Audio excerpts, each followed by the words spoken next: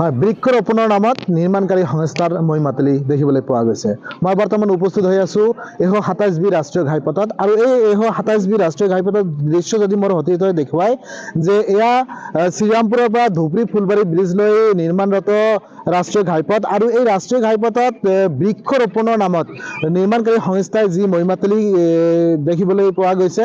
কাৰণ এই ৰাষ্ট্ৰীয় ঘাইপথ নিৰ্মাণৰ বাবে নিবিদা লাভ কৰিছে ঝাণ্ডু কনষ্ট্ৰাকশ্যন ইণ্ডিয়া প্ৰাইভেট লিমিটেডে আৰু এই ঝাণ্ডু কনষ্ট্ৰাকশ্যন ইণ্ডিয়া প্ৰাইভেট লিমিটেডে ইয়াত দেখা গৈছে যে বৃক্ষ ৰোপণ কৰিছে ৰাষ্ট্ৰীয় ঘাইপথত আৰু এই বৃক্ষসমূহ ৰোপণ কৰিয়ে কিন্তু দায়িত্ব সামৰিছে।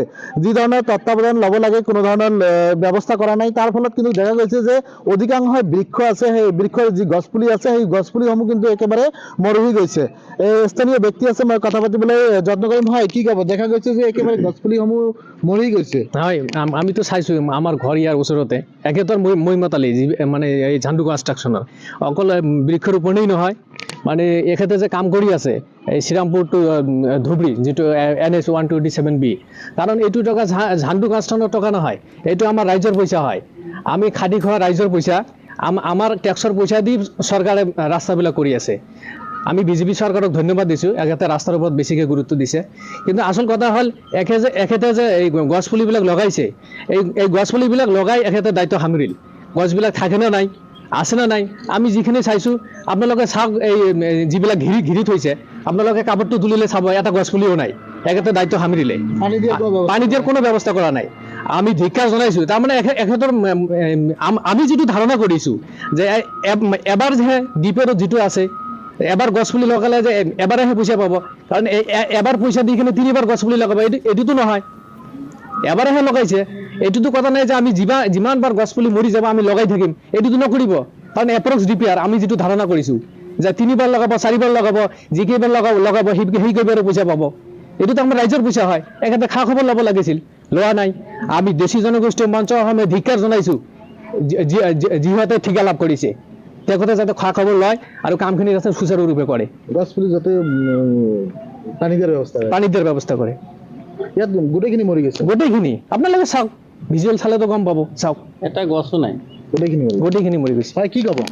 হয়, গছপুলি যিবিলাক লগাইছে এইবিলাক কোনো মানে খাব নলয়। যিবিলাক গছ লগাইছে 4 ইঞ্চি 5 ইঞ্চি গছ এনেকৈ লগে লগে মৰি গৈছে। এতিয়া আমাৰ ঘৰৰ ওচৰতে আমি চাইছোঁ বস্তুবিলাক নাই, একো নাই। পানী দিয়াৰ কোনো ব্যৱস্থা, পানী টানি একো নাই, খবৰো নাই। গছ লগাই ওই যে গৈছে, আজিলৈ কোনো মানুহ অহা নাই। যে কিমান দিন হ'ল? আজি হ'ল 3-4 মাস হ'ল গছ লগাই গৈছে, কিন্তু ইয়াৰ ভিতৰত আৰু কোনো খবৰ চবৰ নাই, কোনোবা অহাও নাই। ফলত গছবিলাক মৰি গৈছে, নাই এটা গাছো নাই, চব মৰি গৈছে।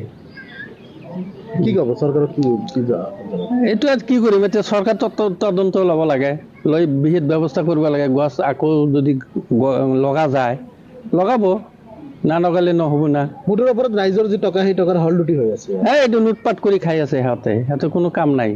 এনে আহে গছ লগাই থৈ গৈছে, কোনো পানী চানী কোনো ব্যৱস্থা নাই।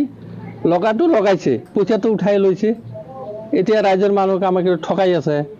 গছ হ'লে আমাৰ দেশৰ মানে মেৰুদণ্ড, গছ নহ'লেতো মানুহ জীয়াই থাকিব নোৱাৰে।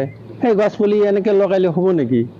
কোনো খোৱাই খবৰ নলয়, পানী চানী একো নিদিয়ে, সেনেকৈ নহয় না। মৰি গ'ল, চব মৰি গৈছে, একো নাই, একদম চাফা হৈ গৈছে।